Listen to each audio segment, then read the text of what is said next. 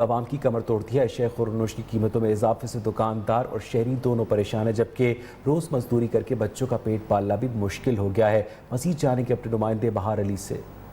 جی بالکل، مہنگائی کی بات کریں تو مہنگائی کافی جو ہے وہ عروج پر پہنچ گئی ہے، اور جو یہاں کے آٹے اور گھی اور دیگر جو اشیاء خوردنوش کی قیمتوں میں کافی اضافہ ہوا ہے، جو غریب عوام کی بس سے جو ہے وہ باہر ہو چکے ہیں۔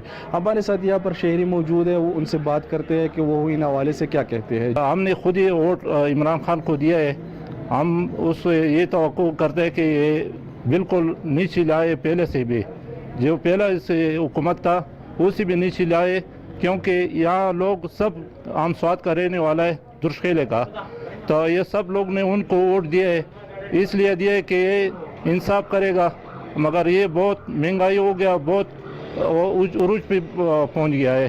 یہاں پر ہم جب دکانداروں سے بات کی تو انہوں نے کہا کہ جو آٹے اور گھی اور دیگر کی قیمتوں میں جو ہے اس میں روز بروز اضافہ ہوتا جا رہا ہے، جس سے ہمارے گاہک میں جو ہے اس میں بھی کمی آئی ہے۔ یہاں پر اگر مزدور کی بات کی جائے تو مزدور کی جو ہے وہ دو وقت کی روٹی جو ہے کمانا وہ مشکل ہو گیا ہے۔ جی، اور یہاں وقت ہوا ایک بریک کا۔